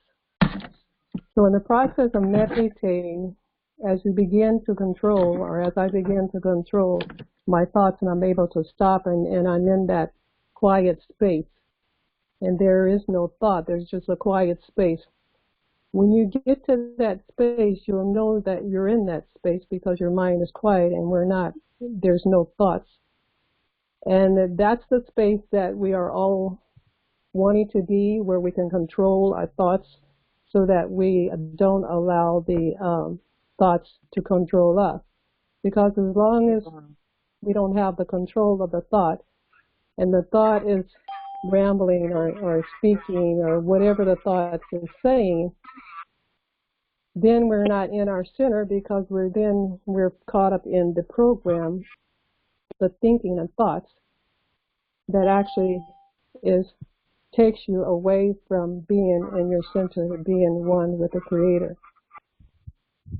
So that it's not necessary for us to try to memorize any process. When you eliminate the thoughts, you naturally know what to do, what to say, and where to go. So what I'm saying is we have different methods of getting ourselves into that space, into that quiet space. And doing the Om is one of them. And the other ones, they have other different methods where you're focusing on objects or whatever in order to keep your mind and get it quiet. So when we learn how to quiet and focus on one thought, then we know that we are in that space. So that's the best I can explain it. So I yield.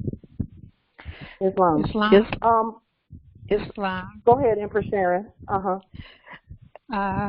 it was Ismailo. Oh, Empress Mela, sorry. Let her go. I'm sorry. I'm loving what I'm hearing and I'm listening to, and I was going to say that yes, there are different methods, there are different ways, but there's different experiences that we all have because we are, we're still, individual people. I was just going to say with me, I do the Kundalini. It's I, A, O, Ah, Oo, and this. And I do that, and from what I've experienced, the ancestors visit me.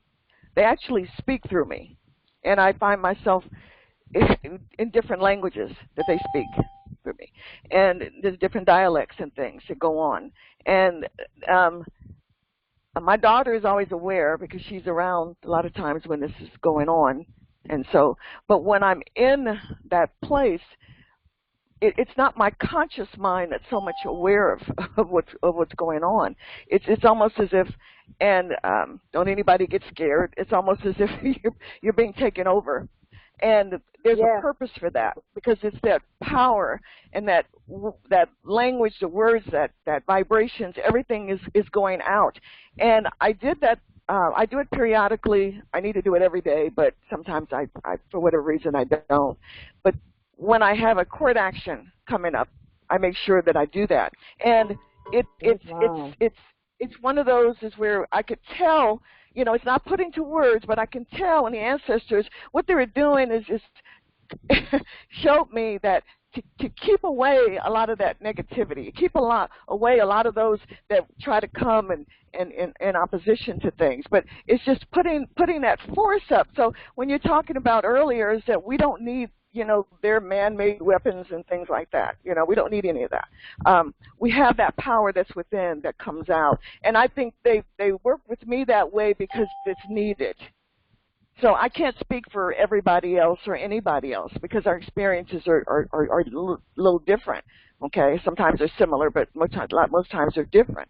So when that's happening to me, there's a peace, you know, and I can feel that there's different emotions that come over.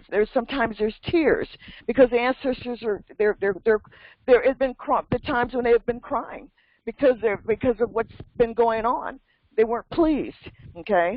And then there are times when they're just happy, and I find myself dancing with them and rejoicing, okay? And so and that's my, I can just say that's my experience, and I yield. Islam. Empress Sharon more so? Yes, Islam. Empress Sharon was going to, yes. Go ahead, Empress. Yes. Piggybacking on Justice Jonaya about the quiet space that we have the ability to attain to quiet the mind, I would just like to speak to how one of the things that I have done is the mind is very busy and it mostly has us. We don't, it's a tool. We are not the mind, we are the spirit. But we have a tool in the mind that we have the ability to use, but mostly it is using us, taking us through the past, things that happened 10, 15, 20 years ago that we cannot change, or into the future projecting something. And all the while that we're doing all of that, we are actually missing what's going on in our lives right now. So from what I have experienced, to be able to focus on when the mind is jumping around like a monkey, it's beneficial for me to notice how my body feels. For example, I will notice how my hand is feeling on the chair, and this takes, you can't think and feel at the same time. So noticing how your body is feeling in a chair, how you're touching the arm of the chair, how your foot is in your shoe or something like that will assist in calming, taking the focus away from the mind. And in that instance, then you can be in a quiet space. That one of the ways that you can be in the quiet space that Justice Jonaya is speaking to, that balance is a position of balance and love and peace. And being there is very beneficial for us because the ancestors then can come through and communicate, and continuously doing it. You could just ask a question and get an answer many times. Just ask the question and the answer shows up from the ancestors. So it's very beneficial practice. So Islam, I yield. Islam, Empress. Boy, so many beautiful points brought out by all the Empresses. Specifically, go ahead, Justin. Islam, Justice Apollo, I just wanted to say really quickly too, and I think that this is what some of the brothers need to understand, is that the whole point is to like return to our truer selves so we can be more in alignment with, you know, the truth. Then we really shouldn't be entertaining the guns. We should be seeking, you know what I'm saying, that force field that Empress Malo was speaking of. So yeah, I just want to say that. Islam. Like that. And we're grateful for you Empress, because you guys are here to provide that balance that we need. Islam. Islam, and we're grateful for you, for the sons, the nobles, the justices, who are here with that protective energy as well. And I'll say this even about the protective energy. We protected you all first. When you came out of the womb, we protected you first. And so we appreciate that you returned that. We appreciate that. I want to say this too about even the meditation piece. So as a practice, I have found that if I'm dehydrated, then my meditation and the things that I'm doing is not nearly as effective as when I drink lots and lots and lots of water. Just the other day, I broke my own record in terms of drinking water because I drank a whole gallon of water in less than 24 hours. But I find that water, and our prophet spoke about our bodies being clean with water. Because when you talk about meditation and frequencies and vibration, water is a conductor of electricity. It's a conductor. Exactly. And that we learn in those classes, even in the Albion animal schools. And I don't mean to belittle them, but that's what they are. In that system, we learn that water is a conductor. So I have found, and this is just me, that the more water, if I drink the quantity of water that I drink, if it is more than the quantity of food I eat, then I get the answers a whole lot quicker. If I take in more water than I take in food, then I get a lot more, I feel a lot more connected. Not that the connection goes away either way, because it can't go away, it's always been with us. But I find that my connection is, there's little to no resistance. And in fact, it's the opposite of resistance. It's a trajectory of far more, vibration when I drink more water than the amount of food that I consume. Also, as with regard to practice and what we're thinking when we're meditating, I meditate generally. There's a body of water near here, near the Moorish American Consulate West. And I go down to that body of water and I sit down, and what I think at the time, and I found this to be very effective, is first, I think about the ancestors within me. So my third eye is focused on my heart chakra. And for some, it depends on what you're dealing with or what you're grateful for as to which one of your chakras your third eye will focus on. And for some, it will focus on all of your chakras at once. And I focus first inward because that's where the ancestors are. And my first eye will focus on, because my third eye is actually my first eye. And it will focus on, let me clear that up. My third eye will focus on my heart chakra, because that's where my ancestors are. And then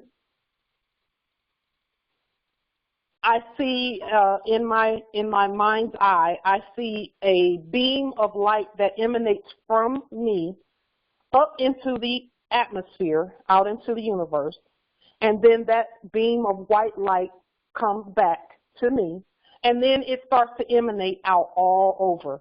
So as a practice, lately, I've been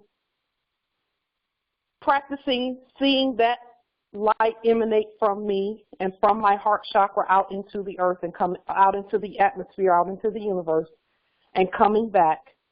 And then when I'm at this body of water, there are always at least one or two Albions around who I don't know. They're just walking and, I guess, enjoying the body of water or whatever. And then there'll be other heirs around as well. And I will practice that light evenly, engulfing everyone. And it is a light of whatever yes, it's coming from within and it's going out. And if I label that light love, then that light is going to emanate to everyone around me, and it goes all the way to the ends of the outer universe. and back, not just Earth, planet, but all over. If I label that light love that day, then I send the love out and then it comes back. If I label it peace, because I'm feeling like maybe there's been a lot of war energy in the air, in the atmosphere, then I'll put the label on that light of peace. And I send it out to everyone around me as well as all, because sometimes when we're out in our turbans and fezzes, some people may or may not, they might think that there's something up with that, because they know what turbans and fezzes mean. It means the heirs are awake now. And so that's not a war cry. It is a peace command. That's what turbans and fezzes are, a command for peace. And so I'll label that light peace all the way around. All the way around. Or I may label it truth if I feel like there's, and I just go based on what I see in my first eye. I'll label it truth. If it seems like there's been some things that are going on where people may or may not be absorbing truth, or I may be seeking some truth from the ancestors, I'll label it truth so that it goes all the way out and comes all the way back. Yeah. Okay. Love, truth, peace, freedom, and justice. And I'll label it freedom or I'll label it justice because those are the points of light for a reason. That's why they're the points of light. So let's use them, you see. And to me, that's the use of them. And then I even send it down into the earth and up into the heavens. So I don't forget the earth and the water and everything. And that way I'm becoming one with everything and everyone, all of the same. And then specifically with regard to court action, because Empress Malo mentioned the court action.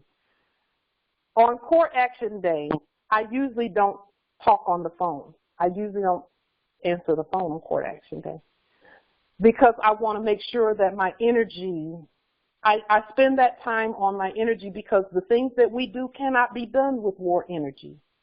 It must be done with peace energy and love energy and the energy that it takes to keep our land peaceful and prosperous and abundant. So on those days, I limit phone time, make sure that I'm meditating really good, and opening my mind's eye and my chakras to the ancestors within me. So they don't say, I don't open everything out to the universe because the universe has some stuff, some energies in it that I may not necessarily want in the energies of the court action. So when I open up to what's within, because I already know the ancestors have all the answers and all the right energy. So in my first eye, I just look within at my heart chakra, and I know that there's a whole group of ancestors in there.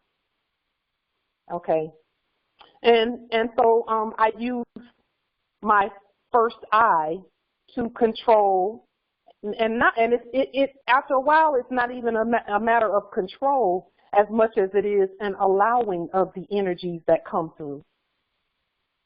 When peaceful energies once we manifest peaceful energies within us, then peace starts becoming a reflex.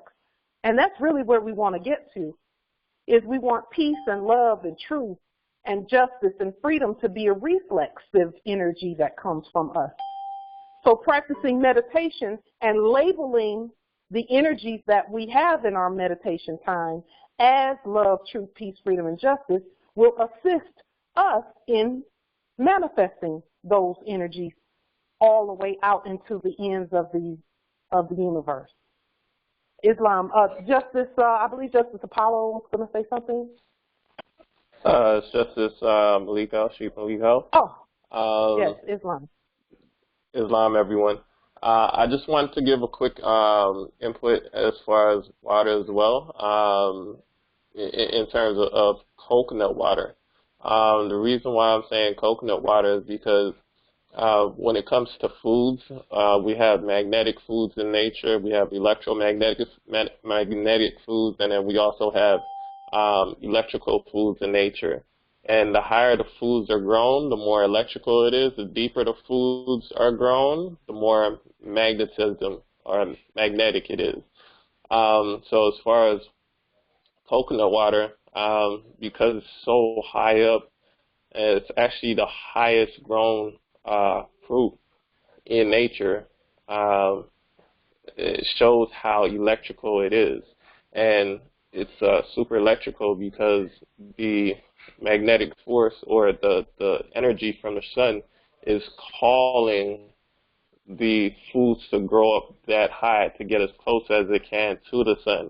And what the sun is doing is it's shining down its energy, and the tree is performing photosynthesis and converting that the energy from the cosmos within the fruit, and thus creating liquid sun. So coconut water is the most electrical food or water and most cleansing on this planet because of this.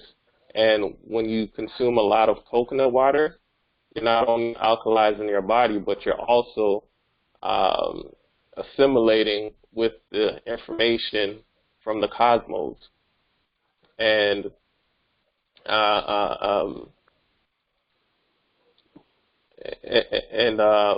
gaining more energy, and different things like potassium, magnesium, and different enzymes that come with it is really uplifting and keeping the body lighter and as close to light as possible.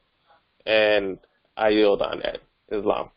Islam, beautiful information.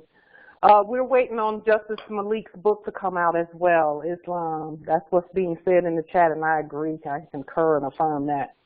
Also, he mentioned roots. Now, we know our ancestors constantly pulled the roots up and ate the roots of a lot of the plants. And that explains why.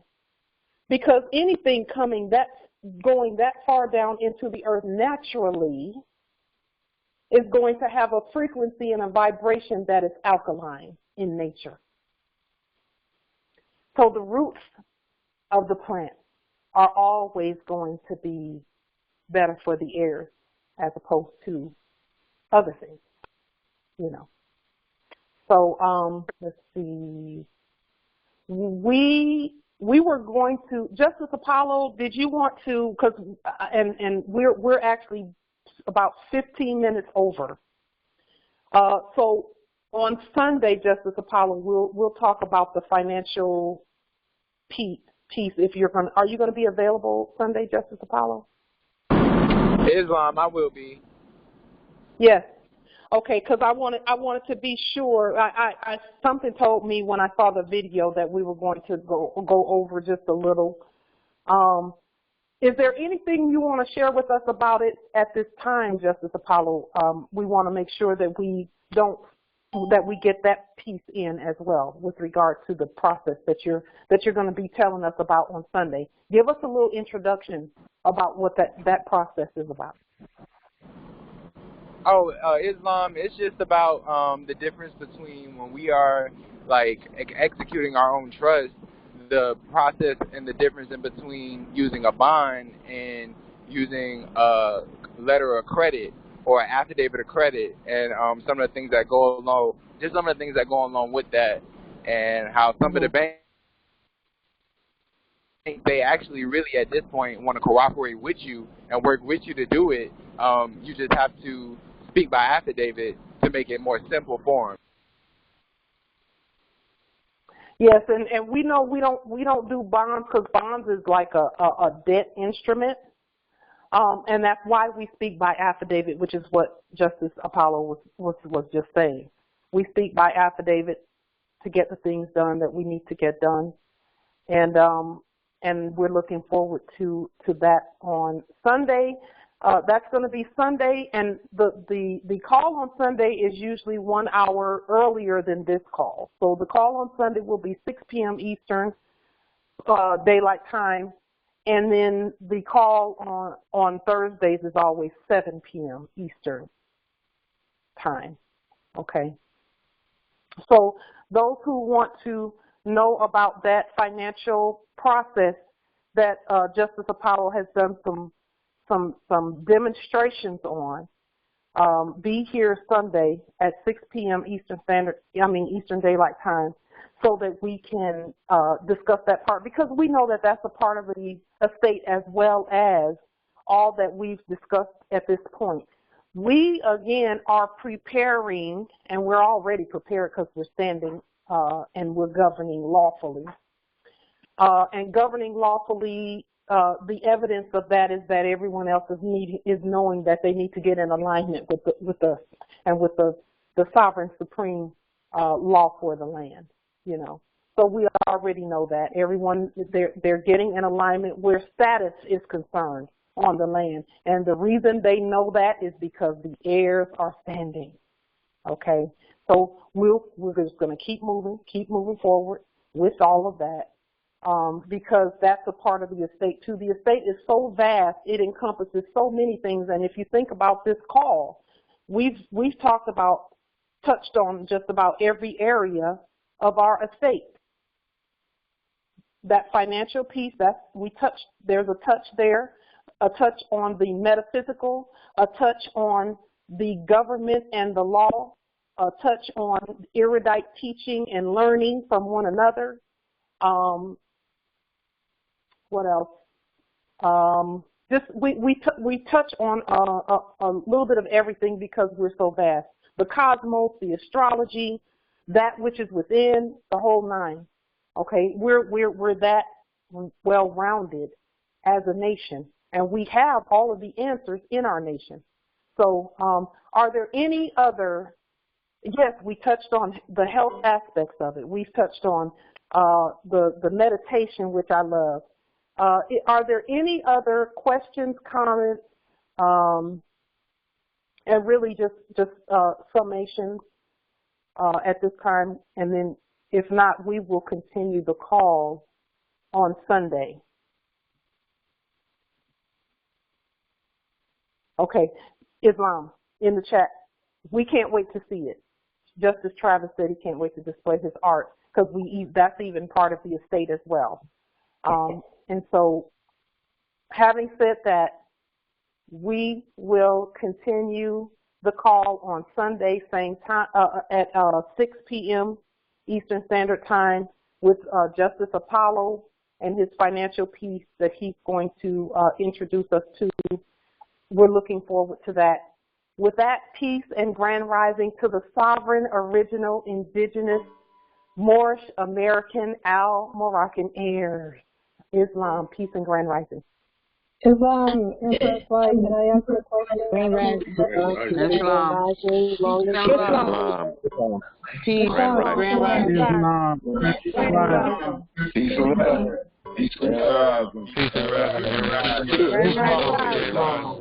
Be sure to listen to the ancestors. Grand rising. Territory. Grand rising.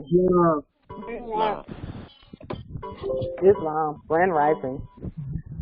Did you hear me, Light? Huh? What did you say, Justice? Uh-oh, I did not hear you. Hold on for just a second. Let me see what that is. Call me after the conversation. It is only by virtue of the aspect that we have to and we give the access. Whoever in that office has limited power, like you said. Kings and those people have limited power. It's limited because it only applies to the office, and that's only as directed by the actual office. Okay. Then when you talk about the sovereigns as in the Moors,